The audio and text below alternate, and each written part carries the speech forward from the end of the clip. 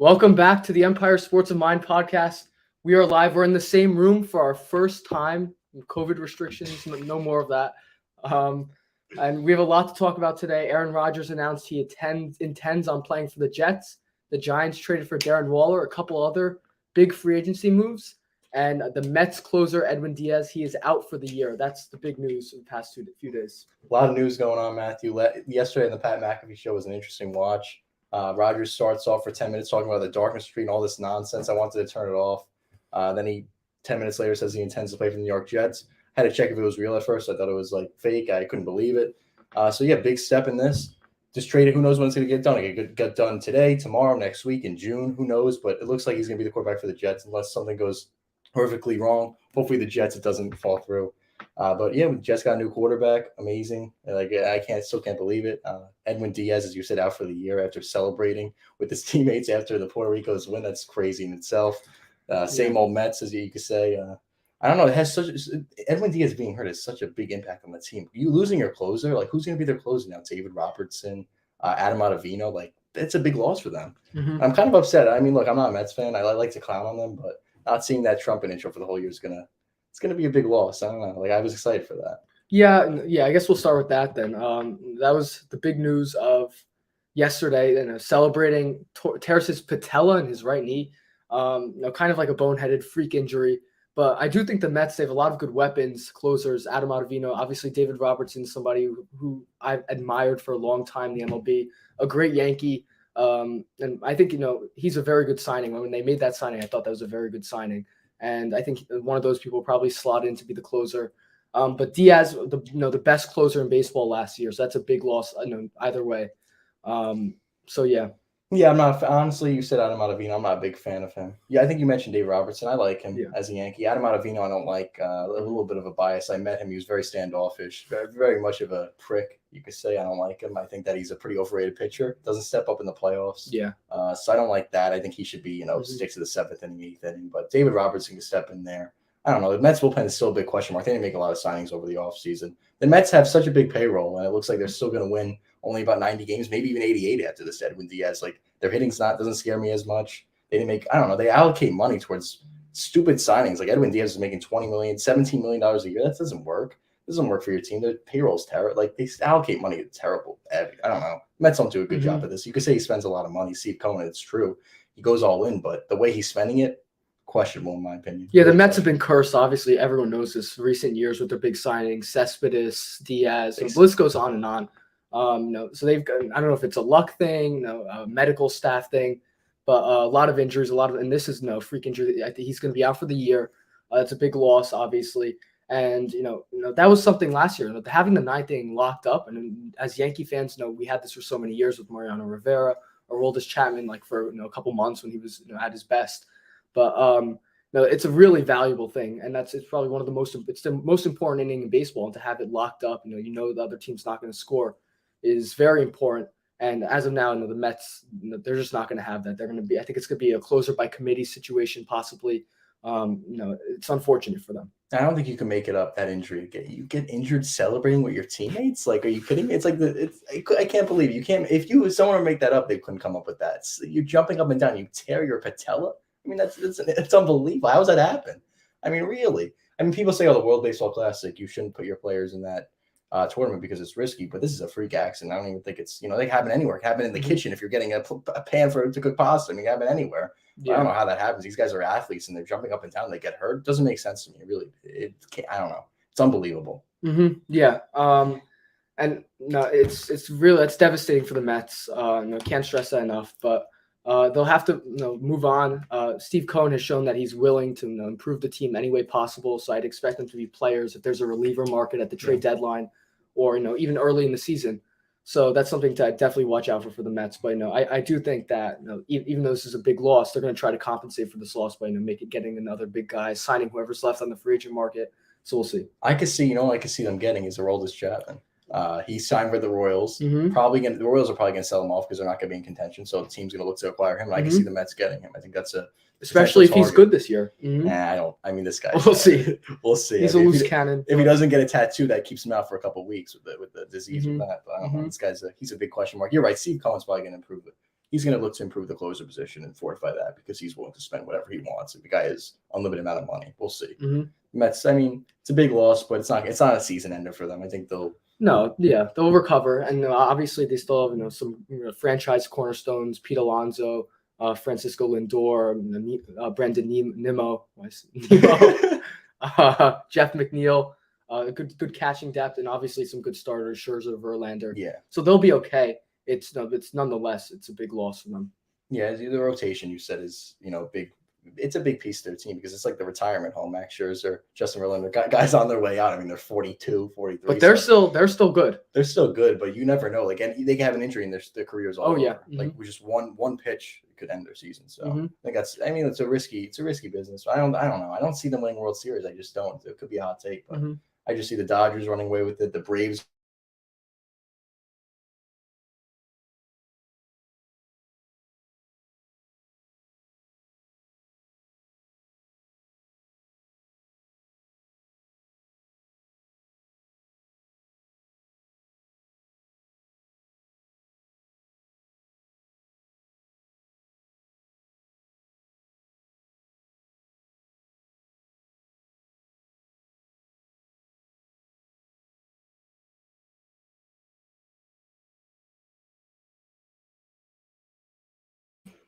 Okay, looks like we're back in.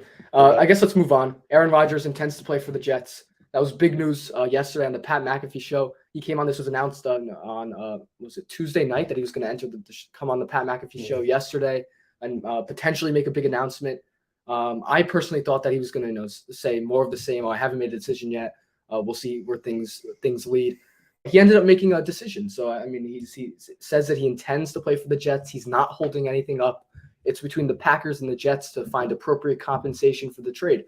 So obviously great news for Jets fans. And John, you're a Jets fan. What do you think? I mean, it's amazing, right? I think if he'd said on that show that he hasn't made a decision, I would have cried. I'm done with the whole saga. I'm done talking about him. I mean, look, he's obviously, a Hall of Fame quarterback the Jets are getting. What I believe is still a top 5 quarterback. People debate that. They say he's washed up. I don't think he's washed up. I think he played with a broken thumb last year. I think he had bad. Obviously, you could blame him for not wanting to connect with his new teammates at OTAs. He didn't attend those workouts, and especially with a young team, you probably should have did that. But this guy going in, I mean, this guy, you have a chance with him. You have a chance to hang with Burrow. You have a chance to hang with Mahomes. The Jets are immediate Super Bowl contenders. That's crazy. Crazy as that sounds, it's legit. The team is top 5 defense. They just need to fortify the O-line. That's a big priority for me. They really haven't. Outside, we'll talk about signing Alan Lazard, a guy that was on his wish list. Aaron Rodgers, people thought it was demands at first. That was ridiculous. They signed Alan Lazard, probably going to replace Corey Davis. Going to cut him. They need to sign a center because the centers are really going off the market, and the Jets are going to have no O-line. I mean, they don't have a center right now on their roster. They don't have centers. They don't have interior D-line. They have no one. Quinton Williams and the guy that they signed last night, Nathan Shepard, bringing back. That's all they have on interior D-line. They got to sign. They got to move on. Obviously, they want this trade done soon, but if the Packers are not willing to blink and they're asking for multiple first-rounders, that's crazy. I don't think that's true. They're never going to get that for a guy like Aaron Rodgers, a guy that's 40 years old. They're not going to do that. So until the Packers blink, the Jets have to move on. This trade will get done eventually. Could be, as I said, it could be next week. It could be by June, which is crazy. But I think the Jets have to move on and have to sign because these guys are coming off the board, and the Jets they have to improve their team. Not by much, but they have to make some couple signings because there's not a lot of guys left. It's slim pickings out there right now. Yeah, I don't know how many times I have to say this. It's got to be the 10th time I'm saying this. That Aaron Rodgers has the potential to be probably one of the best Jet quarterbacks ever. Look at the Jets' quarterback history; it's really abysmal, especially in recent years. The big names are Brett Favre, who was there for a year. Joe Namath, who obviously won them a Super Bowl, and was a good quarterback, but Aaron Rodgers, if he wins the Super Bowl, even brings them to the Super Bowl, he'd instantly become a Jet legend. He'd be remembered as we had a guest earlier this week, Gil said he'd be remembered as a Jet, much like Mark Messier, remembered for his Stanley Cup with the New York Rangers, despite winning all these cups with the Edmonton Oilers. I think it could be a very similar situation, and Jets fans should be thrilled about this. We'll see if his contract's restructured, but as of now, his cap hit's only $15 million, and for an elite quarterback, that's very low. Total money $60 million, so obviously that's coming out of the owner's pockets. But no, that's not our money. We don't care. So Jets fans should really be thrilled with the whole situation and hope that this trade happens sooner rather than later. Yeah, Matthew, I sit here. I'm 18 years old. The Jets haven't made the playoffs since I was 6. So I think if Aaron Rodgers leads them to the playoffs, I think Jet fans would be willing to build him a statue. I know that you're looking at getting Aaron Rodgers and the team immediately turns into a Super Bowl bust. I don't believe that. I mean, look, it's the case. Your expectations definitely go up. one of the top teams in the AFC to come out and go to the Super Bowl. But the Jets, they make the playoffs, and that's a stepping stone, right? They haven't made the playoffs in so long. I just want to see a playoff game. I want to see some primetime games. I mean, I kind of miss – I told Matthew earlier, I'm kind of going to miss the 1 o'clock games. It's not going to probably be a lot of 1 o'clock games for the Jets. All these networks are going to want them because it's must-see TV. If you get Mahomes versus Rodgers, that's must-see TV. Mm-hmm. I mean, so we'll see. Look, I'm very excited, obviously. If it kind of still feels like a dream, I'm kind of waiting to wake up from this. Jets finally have a franchise quarterback for once, but unbelievable. Hopefully the trade gets done soon because I'm kind of tired of following this. I just want it to be done.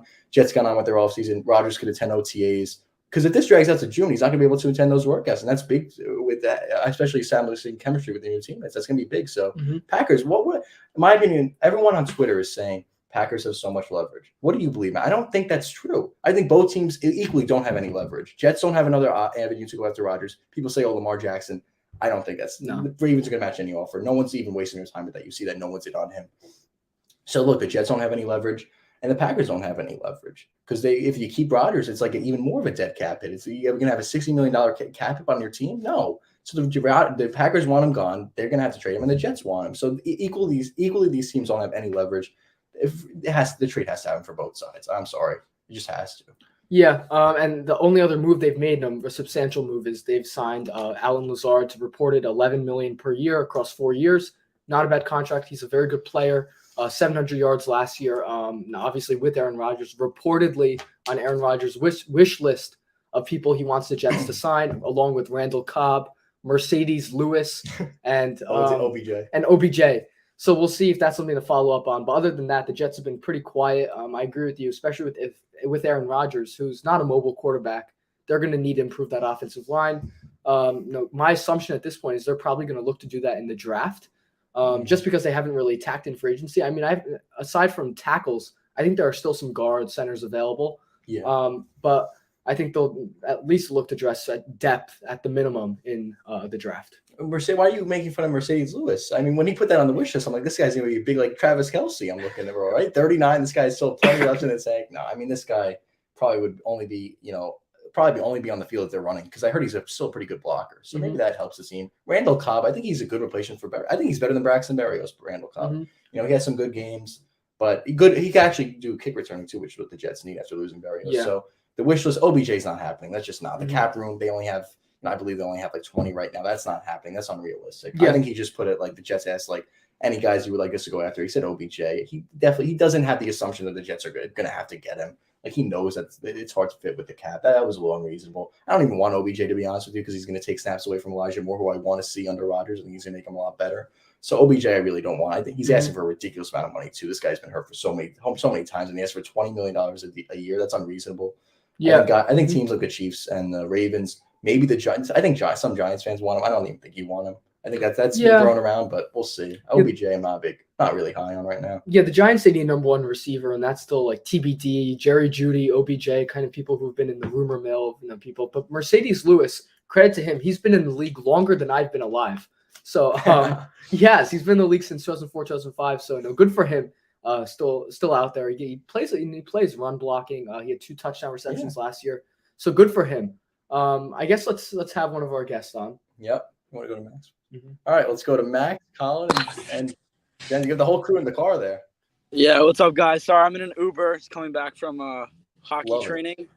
But I had a question about the Rangers. So, Patrick Kane, Showtime back in New York. What do you think of him so far?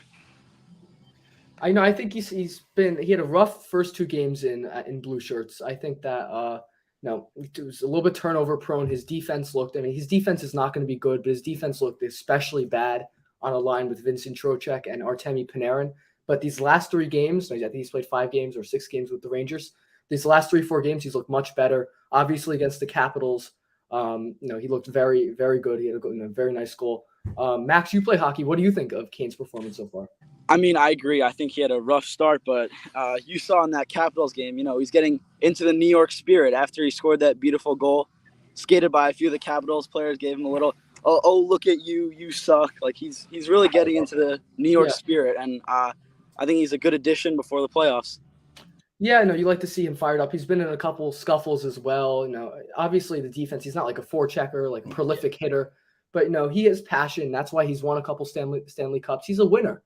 And this team, I think he need his presence. John, what do you Yeah, I think? think, obviously on defense, you're not going to expect the guy looks uninterested when he doesn't have the puck. That's the bottom line. I don't think he's ever played defense in his career, but especially when he's gotten older, it's been more noticeable. I think the bottom line is he's a liability on defense. But the Rangers got to score big goals in the playoffs, had that playoff experience, obviously, to go for a cup, fortify their top six, which they did with Tarasenko, then they do it with Kane. I think right now it's all about finding the right combinations. He's been with Panarin, he's been with Trocheck, now Mika, now Kreider.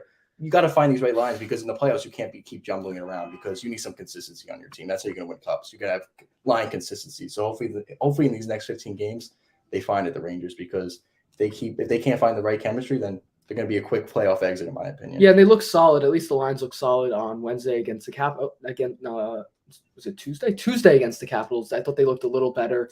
At this point, I do want to see some consistency. You don't build chemistry over practicing once, twice. You build chemistry over practicing multiple games, months, weeks, and we haven't seen that all season for the Rangers. And I don't see any evidence that that's going to change. I just think that Gallant likes to jumble the lines, and that's kind of the bottom line. But I really want to see some consistency. I know we've been preaching about this all year, but I think this is a time where it's especially important. Perfect. Thanks, guys. Thanks for coming on. All right, let's go to Thomas. Thomas, what do you got for us, man? Great. Yeah. So, you guys mentioning OBJ possibly to the Giants. I think it's a thing, but what do you think the Giants do offensively, maybe in the draft? I also think maybe they may draft in like the second, third round if some of those running backs fall. They may draft them just in case for some reason they lose Barkley or just to have some backup. But what do you think they do to try to give DJ a playoff push? Mm-hmm. There's been a lot of rumors that they're interested in drafting Ohio State wide receiver Smith. Jackson Smith. I don't know how to pronounce his name. I don't know. Yeah, it's a hard name to pronounce. But he's had very good stats at Ohio State. They've been rumored to be interested in him. That'd be interesting. I don't know if he'd instantly jump into a wide receiver one type position. The other guy I just briefly mentioned, Jerry Jeudy. They've been rumored to ask for maybe a second round pick from the Giants for Jerry Jeudy. Obviously not. I don't think his contract is not extended past next year. So that's an interesting. I don't think he would be a wide receiver one either. I think he probably falls under that wide receiver two umbrella. So a lot of options. I don't think there's one really stellar option right now. Wide receiver one, DeAndre Hopkins. But I'm not sure if that's realistic for the Giants. Otherwise, I expect them to target depth in the draft. A middle linebacker. I know they signed Bobby Okereke, but I think there still needs to be a second middle linebacker out there on the defense. Some potentially cornerback help is always useful in the NFL, and offensive line help, especially in the interior after letting somebody like Nick Gates go, who was a starter when he came back from injury last year. You're right. I think the Giants have their wide receiver core is not looking great. I mean, Hodgins had a great year. They just signed the guy from the Colts, Paris Campbell, and they have Shepard. It was a Shepard or Slayton that they brought back. Shepard, and you can't count on him. No, he's a wide receiver 4. He's like a guy that reminds me of Randall Cobb, like veteran guy who's been around for a long time. Can put up solid performances during the game. But I think you're right, Thomas. I think that wide receiver should be a priority in the draft. I think that the Giants have they have like the 20-something pick in the draft. So maybe a guy like Smith, whatever his name is. Sorry for botching it. If he drops in the draft, I heard he's very good. Yeah. Could be potentially wide receiver one in the future. I think that's a guy that you look to target because the offense, they need to improve the offense. Those 50-time Daniel Jones, they need to get him some help. So I think the guy had limited weapons last year. He did a great, phenomenal job. Yeah, one of those raw talent guys was the TCU guy. I think it was Quentin Johnson. Yeah, Quentin Johnson. Yeah. I think certainly you could say when they took Kayvon Thibodeau that was sort of wasn't a reach, but another one of these kind of raw guys. Yeah. I think they could potentially do something like that, sort of use that positive. Why not? Actually, thing now that they have, the guy from the Raiders, and now that they have Bellinger, it's going to be interesting to see how they may run tight end, formation, sort of, because Bellinger was good. Arguably their best offensive weapon besides Barkley until he got hurt for those first. Yeah, he was good. Yeah. You could do a lot of that. You go on 2 tight end set. You could do a lot. Darren Waller is, in my opinion, it was a no-brainer because you give up a 3rd-round pick for a guy that you get out of his. If he stinks this year, you could get out of his contract. So you essentially traded Kadarius Toney for Darren Waller. I know people say, "Oh, well, you gave up a 1st-round pick to acquire Toney in the draft," but that was Gettleman. That wasn't Shane. So I mean, he's turned Tony. I mean, Tony's a solid player. I think me and Thomas talked about it. That he had a great Super Bowl, right? I think he would have won the MVP of the Super Bowl. Yeah, but the talent's above them. But like with any athlete, they're no good if they don't play. So they have to get rid of them. Stay healthy. Yeah, injury, off the field issues. I like what you brought up about Bellinger. Bellinger is a really good blocker. Obviously, pass catching last year was he was effective. He didn't drop any balls or anything. He wasn't a noticeable deficit. But Darren Waller is one of the top receiving tight ends in the league. Not as good blocker, but now you have two different tight ends with different skill sets, which is very important. You don't want to necessarily tip away with Daniel Bellinger's out there. We're going to run the ball, but you have one run blocker, blocking tight end, and one receiving tight end. So this would be very useful. The Giants' tight ends over the past couple of years, Evan Ingram, you could say, but they haven't been really any good. So it's going to be exciting. I think that the tight end room's going to have a good year. Yeah, the Giants are doing. I think they're doing a pretty good job in the offseason so far. I think that fans have to realize that they're not going to spend really, really big in free agency. To build a team, you have to draft right. I mean, I'm sorry. Like I said it with the Jets. I know I'm a Jets homer, but they got Garrett Wilson and they got Sauce Gardner in the first round. Those guys are going to be franchise cornerstones for the next 5-8 years. Mm-hmm. I mean, you need to draft good. I mean, that's how you're going to build a team. That's how you're going to build a team that has potential to go a far way and make eventually a Super Bowl is the goal. But you have to get the draft right. And if they don't get that right, free agency, you can't build your team through free agency. You just can't. The bottom line is you can't. Free agency is too. Free agency obviously is just it's help. Yeah. It's the finishing touches. Exactly. Mm-hmm. Agreed. 100%. If somebody puts you over the top, somebody, you can't sign every single player in free agency. You can only make 2 or 3 splash signings. So it's, those are people that I agree, help put you over. Yeah, exactly. 100. Like what we said with OBJ, I think that the Chiefs make perfect sense to him because they lost Juju. They don't really have a great wide receiver room. Obviously, they have Kelsey. He's a tight end, but he's their main target. I think OBJ would make sense for the Chiefs. Really, the low risk. His team's ready to go all the way. He's looking for another ring. He got with the Rams, but he got hurt during that game. But OBJ, I like a guy, like you said, finishing touches. That puts the Chiefs over the top if they get OBJ, if he stays healthy at least. So you're right. Free agency, you got to build through that. You got to build through the draft. That's how it works. Very important. Shane recognizes that. And obviously, do the trade market too. Waller helps your team in a big way. I mean, giving up essentially nothing, as we said. So Giants are doing a pretty good job. I really do. I really like what they're doing. Yeah, and I think that Shane has proven that he's valuing building through the draft. Last year, they had 10 draft picks. This year, they had 11, but they traded that pick for Waller, so they still have 10. 10 is a lot of picks for 7 rounds. It means they're accumulating draft picks. It means they intend on at least finding stars in the first round and depth pieces, potential starters. You trade down too. Yeah. I think they, last year is a bit of a question mark. A lot of the guys, Kayvon Thibodeau had a good year, but a lot of the other guys were injured. Evan Neal's a question mark, but Wan'Dale Robinson and all of their picks 3 through 3rd round through 7th round were injured last year. Daniel Bellinger was good too, but. So it's still a question mark, but overall, I think that the team values the draft, and it's important. It definitely is important. You have to. Thomas, thank you for coming on. All right, thanks for having us. All right, so Matthew, I mean, we went through a lot. I mean, me and Matthew are actually attending the Rangers game tonight. We're very excited for that. Yeah. Seeing Patrick Kane for the first time. And Tarasenko. Yep. Very excited for that. I mean, right now, all we're waiting for is, as a Jet fan, waiting for this trade to get done. As I said, it could drag. I just don't see how that happens. I just don't. I mean, how does that benefit the Packers keeping him around? The guy doesn't want to be there. They were open to move on to Jordan Love. And he's going to ride the bench for $60 million? That's not going to happen. So they're going to trade him. I just think that the Packers have to recognize. I think the Jets report said it's kind of like Bush League. I mean, you can't. I think before when the Packers granted the Jets permission to meet with Rodgers, I think they they didn't agree to trade terms, but they had a sense of what they were willing to give up both sides. And now I think the Packers are doing this in bad faith. I mean, they're putting their heel down, wanting 2 first-round picks. So that's not going to happen. I don't even think they're going to get 1. Maybe they get 1 next year. That's the only possible way they get a first-round pick. I think it will be a second-round conditional, depending how they do this season. So Packers are being very unreasonable. If the rumors are true, I don't know if they're true. Yeah, I agree with what you said earlier. Neither team really has a ton of leverage. I think the Packers, I guess, are on the side. They have a little more leverage. Maybe, Jordan Love's under contract, so it's not like, if Aaron Rodgers holds out, they have no cornerback. They intend on starting Jordan Love anyway, so they might as well wait. Eventually they'll trade Aaron Rodgers, and maybe they juice up the price a little bit. But eventually they're going to have to trade either way. It's not going to be like Aaron Rodgers holds out. They're going to have to trade before the season because then they have to eat $60 million for no reason, which would just make no sense. So it's a matter of when. I think it's not a matter of if, but when. Yeah. In theory, I saw this earlier today too from I think credible reporters saying that they could very well wait till August, September with no cap repercussions and trade him. But would it be like the morally the right thing? It just feels like ridiculous. No. But they could do that. They could, but I don't think that's a good thing for the franchise. This guy has played for 15 Yeah. years as a quarterback, and you're going to treat it. You're going to wait until September to trade him. That's just not good faith. I know it makes sense for that, but that's only the cap this year. I don't think that hurts them the next years. They Yeah. already have their team set, so I don't even think that would matter. But that's crazy. If they wait till September, that's going to hurt the Jets in a big way because I guess like guys like him, if he can't attend OTAs, I think he can invite them out to like his house or something to play football to learn kind of like how he throws the ball and stuff like that. He can invite them out. Like I think teams do that with other players from other teams. He can do that, but it can't be a formal workout, which is gonna help. It's gonna hurt. Can't meet with the coaches, probably can't meet with the GM.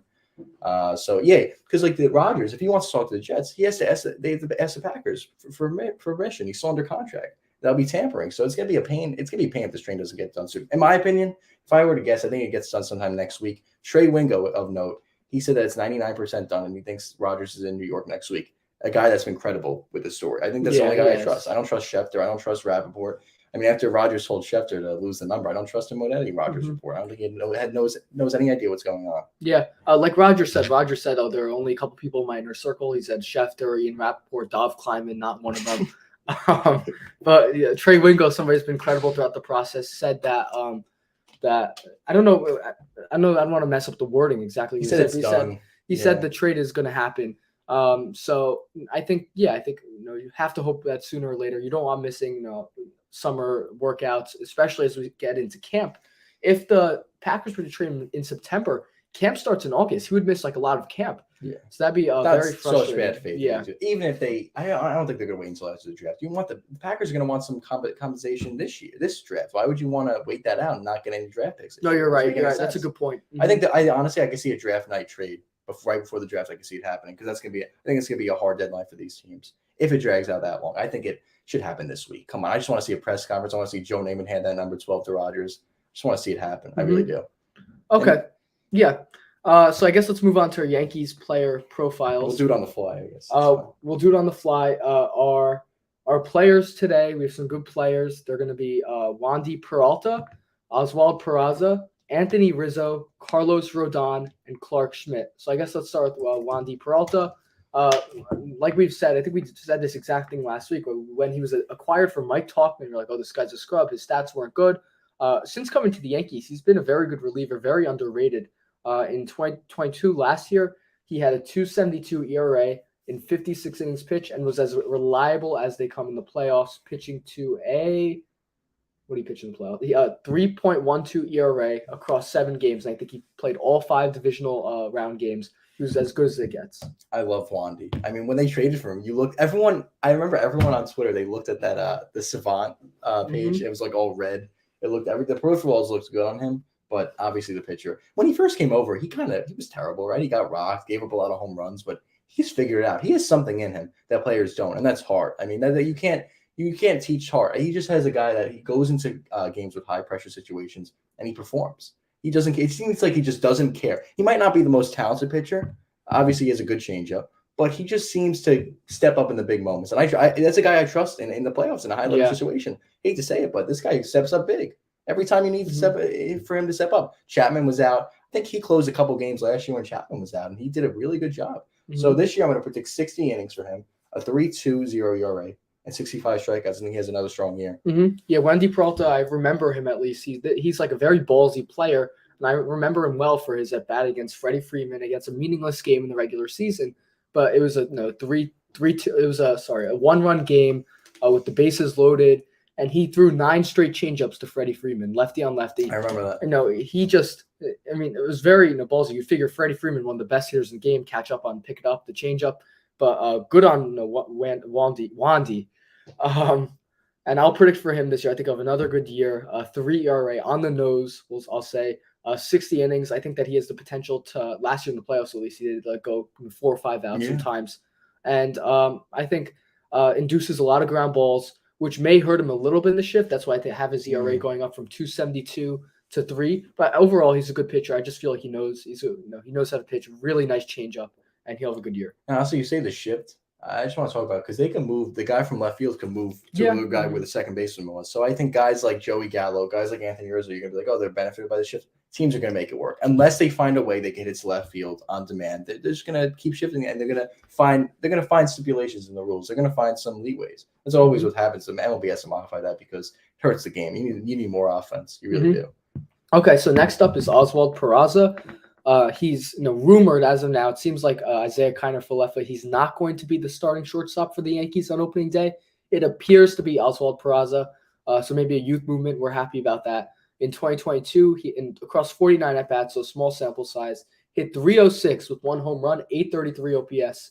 A really nice showing in a small sample size. I like Peraza. I think that obviously the big name guys like Volpe and Dominguez, they're going to be on. They're going to be on the high watch by fans. Their fans are excited to see both of them play. But Peraza is a guy that he's third. Probably, I think he's like the third best prospect. But we saw him a little last year. I think he did a pretty good job. People and I think they played him in the playoffs. They played him over IKF. Yeah. So I think you have to start him right away at shortstop. Get some consistency at that position. I think he's a good defender. Peraza has a good arm. I like this kid a lot. I think that he's going to play 120 games, I think. I think he gets hurt maybe once, or he gets shifted around. Maybe Volpe comes up or something like that. 270 average. The guy could hit for high average, pretty high contact guy, and a 750 OPS. I think he has a pretty solid rookie year. I think he's in contention for rookie of the year if those are the numbers. So yeah, we'll see. I'm a little concerned about Peraza. Not that I think he's a bad player, but I think if he has a bad April, I think that I could see Anthony Volpe coming up and quickly replacing him, which would be, I think, harmful to the player, Oswald Peraza. I think if you start him, I think you have to give him some run. You have to at least play him through May. I'm worried that there's a lot of pressure on him to be the shortstop of the Yankees. And if he doesn't deliver in the first month, they might quickly, revert back to Falefa or Volpe. But I think, nonetheless, I think he's a good player. So I'll predict that doesn't happen. He gets off to a strong start. Obviously last year, first time facing MLB pitching, he was good, no issues. So I'll predict that he has a 280 average. I think he hits for average. Not a big strikeout guy. Another important stat I want to put out: he was very good stealing bases in the minor leagues. So I think if he plays a full season, he'll have 20 plus stolen bases. Maybe 8 home runs. Shows some power, but it's hard to hit home runs in the big leagues. And I think he'll play upwards of 110 games. I mean, I think that eventually you're going to have to try to get Volpe in there. Falefa is just inevitably going to get some starts. But I think that's a good year. So, we'll see. This is how I like it. I didn't give my home run number. I'll guess 10 home runs. That's flat even number. I think he saw in the minor leagues he has some power. So this could hit. My majors is different though. You're facing way high level pitchers, obviously, but we'll see. Yep, our next guy is Anthony Rizzo. Obviously, he's going into his really third season in pinstripes, his second full season. Last year had a very nice year, 32 home runs, 224 average, but a lot of that we attribute to the shift, and hopefully, the shift is gone. Maybe he hits a little better average. Not 818 OPS and 130 games. He was sidelined on and off last year with the back issue, and that back issue is here to stay. He says he has to manage it for the rest of his career. But overall, really nice year last year. He really worked out with the right field porch, had a couple porch jobs. So, what do you think? I like Rizzo, obviously. Last year I was a big proponent of them bringing in Matt Olson. I think that he would have been better than Rizzo, but obviously you're not giving up, prospects to get him. So he was pretty good last year. Obviously that back issue is still a big concern with me because this guy, I mean, look, I have him at 135 games. He's going to miss some games. He might go on an IL stint, maybe in like August, the dog days of August, something like that, save him for the playoff run. But his back is an issue, and he's getting up there in age now. He's like 30. I think, what is he, 33 or 34? So that's going to become more of an 33. issue. It's going to become more of an issue, and that's a concern. But I think if he stays on the field, 250 average. I think last year's average wasn't that high, but I think with the shift, I think he improves that a little bit. 25 home runs and 830 OPS. So it's kind of like a similar year to last year. I think he still continues being a solid Yankee and using that right short porch to his advantage. I like him. Yeah, I think, just more and more. Obviously, he signed a new 2-year deal. I think he's going to play kind of less and less games. He's already missed a couple spring training games because of the back issue. Played 130 games last year. I thought he played more, but 130 is not a ton. It seems like he missed some games. So I think he'll play probably a little less. I'd say 125, 120 games. But I think the power is still going to be there because I think he makes adjustments on the fly. He's a very smart hitter like that. So I think the home run numbers will be kind of proportionate in that he'll have maybe 28, 27 home runs in 10 less games. I think the average is going to be up to 240, 250. He's not an average guy, but he's not necessarily a strikeout guy either. But I think with the shift that'll help him out. And a similar OPS last year. He had 818 this year. I'll say 820 because of the increased average, but less home runs. So no, definitely look forward. The defense also goes, it goes underappreciated. He's a very good defender. A lot of the advanced metrics sometimes say he's not a good defender, but the eye test tells you otherwise. He makes really nice plays defensively. Yeah, he could win a Gold Glove every single year. Mm-hmm. Now we'll move on to Carlos Rodon, the big Yankees signing, aside from Aaron Judge, who they re-signed in the offseason. He's has a forearm issue and is expected to be sidelined to the mid-end April. That's what Brian Cashman says. Yeah, we think otherwise. We think he'll be back May, June. But last year he had a 2.88 ERA, which was he played a career high in innings, 178 innings, 31 starts, was healthy the entire year for the first time in his career. Came in 2021, he had a 2.37 ERA. So he's come off two back-to-back really good seasons. But the injury issue, it's already happening here. Yeah, I mean, this guy, I believe he had the same injury last year. He just doesn't want to play through it. He said if it was the playoffs, I saw him in an interview, he would play through it, but it's a concern. You can't rush him back because it's hair like in his elbow ligament. It could lead to Tommy John if they bring him back too soon. So you don't want to do that. I think the Yankees they recognize that. They don't rush him back. He comes back at the start of June. I think I had him at 110 innings pitch. A 2.90 ERA, kind of similar to last year. I'm very high on him. If he's healthy, he's one of the best pitchers in baseball. Shown that the past 3 years. High strikeout guy, knows how to locate the fastball up in the zone, which is big.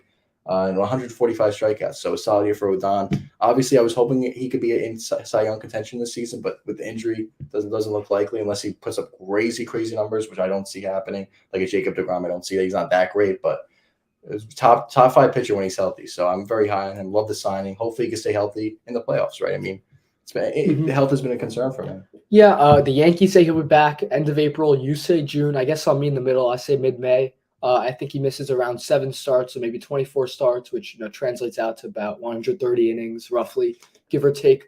But I think when he pitches, he'll be good. Maybe a little worse than last year. I'd say 3 ERA because maybe you have to get back into the fold of things. I don't think he's going to be tippy-top shape. But obviously, like all Yankees big pitchers, like we said for Cole, we'll judge Rodon on his playoff performance. Yeah.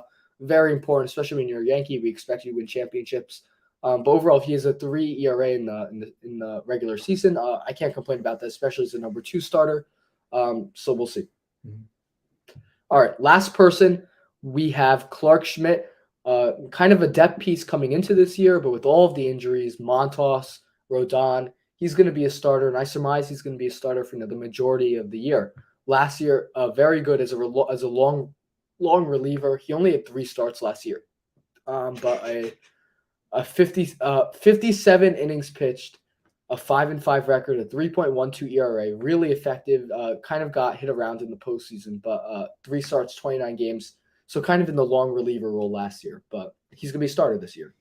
And Clark Schmidt, honestly, when he came into the big leagues, I was so excited to see him pitch. Obviously, a high-touted prospect, but yeah, he did a good job. I think he has good stuff, but I don't know, something about him. He gets nervous on the mound. I don't know if you've seen it. He just gets a little nervous on the mound. He doesn't. Sometimes he has a good slider, a lot of spin rate on that slider, but he hangs it across it. He gives up home runs. Last year, you said he had a great year last year as a long-term reliever, but gives up the long ball. I have him at 100 innings pitch. I think he starts the year in the rotation because Cortez. I think Cortez is going to come out soon. That he's not going to start the first go around in the rotation. I just don't. He hasn't been built up. What do we sit here? It's March 16th. He hasn't pitched a spring training game, and the season's in 2 weeks. So I mean, look, 2 weeks from now it's Thursday. So I don't see him starting the rotation. If he does 70 pitches, and I think Clark Schmidt will go in after him. After he pitches 3 or 4 innings, Cortez, I think Schmidt will be in right after him. If that's the case, and I'd have him to a 3.6 ERA, solid year, but nothing great, and 95 strikeouts. So Clark Schmidt's a good guy to have in your bullpen long term. I think he's a good, long relief guy if a game's a blowout or something like that, or you're blowing. He's not I don't see him as a high leverage bullpen guy, but he's valuable to your team. I don't know your thoughts, but yeah, I don't expect to see Frankie Montas this year, so I think Clark Schmidt has got a lot of run in the rotation this year. I think he could pitch 150 innings if he stays healthy. That is, but I think I don't think his ERA is gonna be as good as last year. I think he's gonna pitch like a number 5 starter, and that'll be a 3.8 ERA, and maybe 130, 140 innings, similar to Rodon. So I guess 24, 23 starts, which is a lot. But I think he's going to get some run this year. We'll see. I mean, I told Matthew before, this is like the least excited I've been for Yankee Yeah. season. Like, I love baseball, love the game. I'm going to be really excited opening day, but just not excited because I really just don't see the Yankees getting over the hump. I mean, the big thing is they're going to win 90 or so games because the AL is so weak. They're going to beat up on these bad teams, and they're going to go into the playoffs having the same challenge as they had the past 5 years, beating the Astros. Right now, I don't see it because the Astros have improved. The Yankees have not improved. Mhm. I obviously got Rodon, but with the injuries, they haven't improved. So we'll see what happens. I mean, hopefully, I'm always positive. Matthew knows that, but right now, I just can't see the light at the end of the tunnel. Yeah, I think at the same time, last year the AL East was one of the best divisions in baseball, but I think they've gotten a little bit worse. The Red Sox not going to be good this year. Corey Kluber's announces their opening day that's starter. a joke. That's a So joke. there you have that. Baltimore Orioles kind of in a similar boat as last year, hoping to kind of a youth movement, hoping to at least stay competitive for a little They'll while. be solid, yeah. Yeah. The Blue Jays, obviously a threat and a nice lineup, but they've spent a lot of money on pitchers, and the pitchers haven't They're really terrible. worked out. And the Rays, always kind of a wild card. We never know where the Rays are going to stand. They're always going to win 85 games. But they'll always be in the hunt. They obviously managed well. They know how to find good relievers, good starters, and obviously significant home field advantage with the Trop. But oh yeah, with those 8,000 people cheering Yeah. on I love so, that. Yeah, so the AL East, it's a bit of a question mark this year, but I think it has the potential to be a little worse than last year because AL East doesn't scare. I think the Yankees are going to win this division. I wouldn't say easily because I'm not that high on them, but I think they win it pretty sizable. I think it's going to be like a 10-game lead. Maybe they get like 95 and the second place gets like 86 or something like that. I don't think it's going to be that close. And the rest of the AL, except tell me a team that has the potential to win a championship. I just see the Astros in the AL. Who else is there? The Guardians, I'm trying to think of who else is in that league.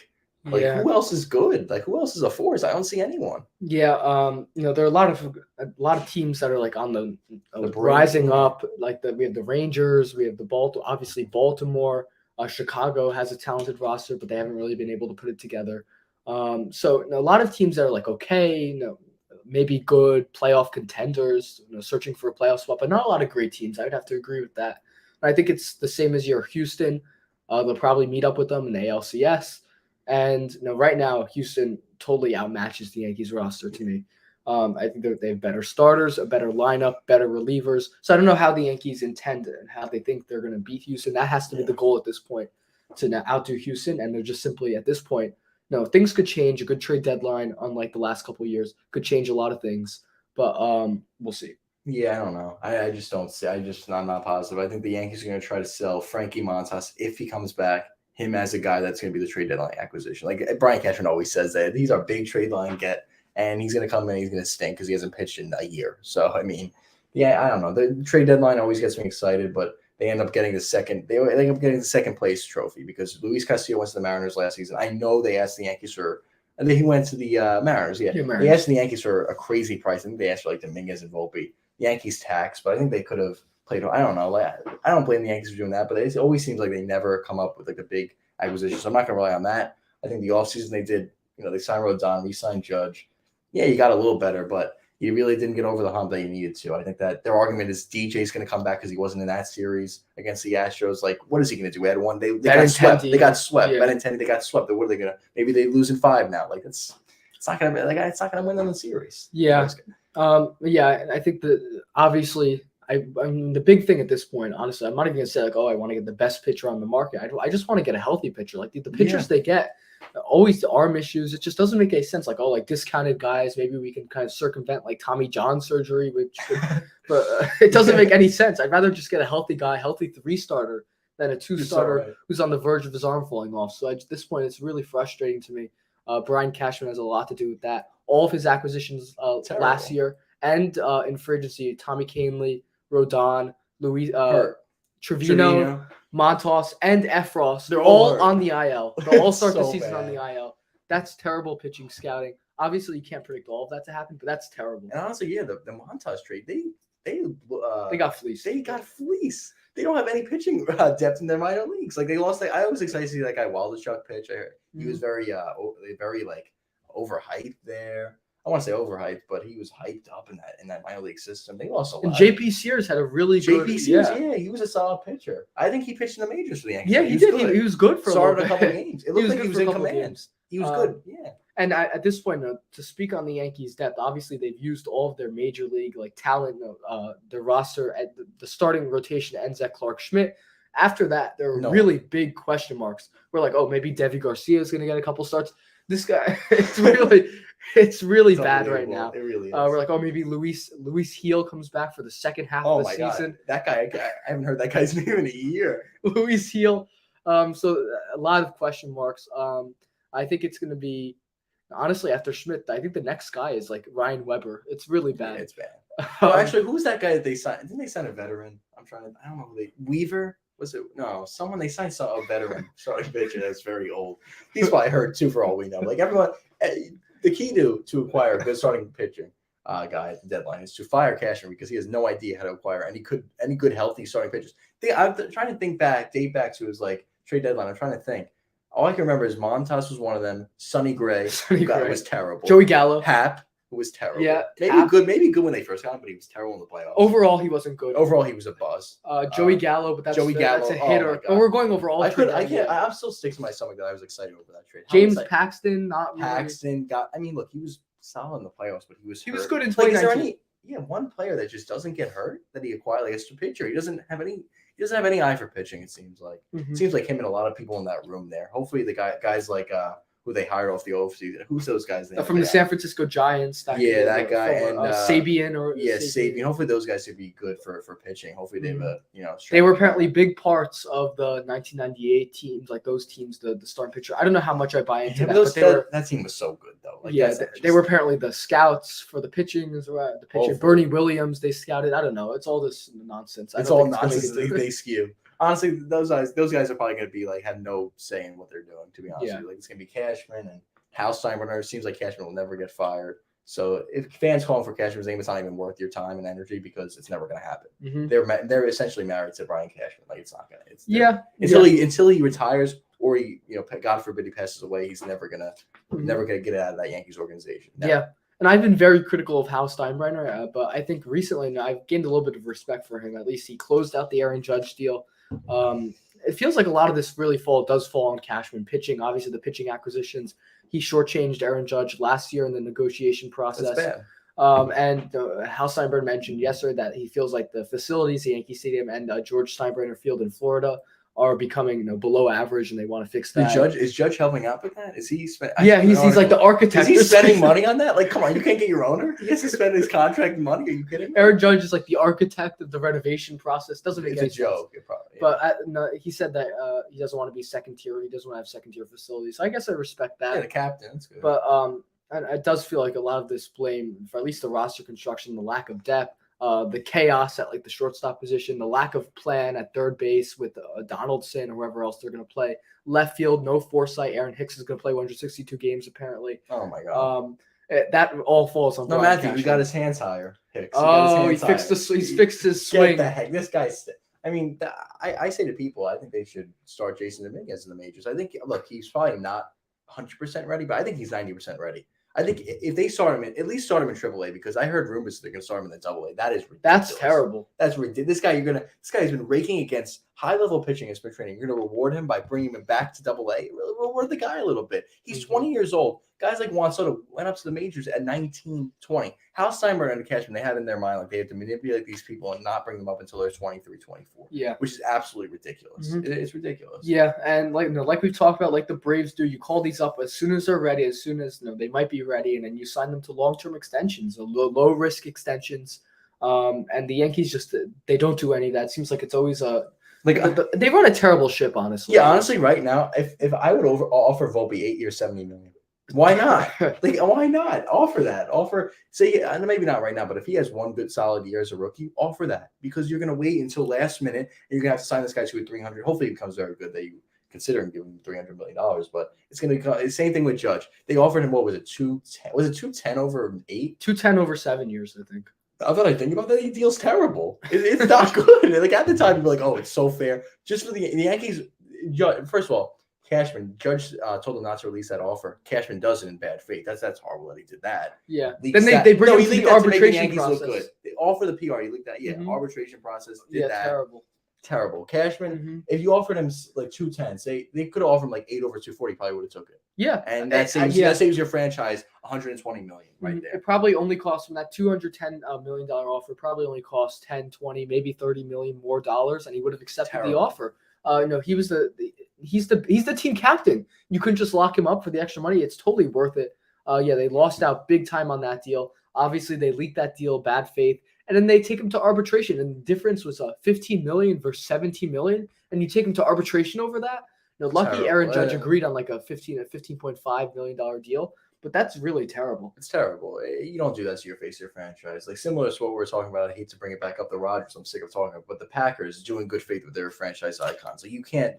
We get it's a business. You have to make what's right for your franchise, but you got to obviously show some class as an organization because players that are younger are going to see this and say, "I don't want to play for this organization that's doing that to their stars, big time stars that's played there for so long." So it's a big precedent to set as a franchise. Yankees with Aaron Judge and the Green Bay Packers with Rodgers. So we'll see what happens over these next couple of days. Me and Matthew will be back probably next week. I had a great time doing this. First time in the studio COVID restriction got released. Thankfully, it's over. So I'm happy about this. 2 weeks to opening day on the nose. So some things to look forward to. Obviously, Rangers, Knicks, playoffs. The exciting times. Football season. March Madness, Masters. Yeah, maybe we'll talk some golf on the show for the first time ever. Yeah, golf. A lot of stuff. The NFL draft. So a lot of stuff. We have a lot of stuff coming up. So we'll see you at some point next week. Thanks for watching.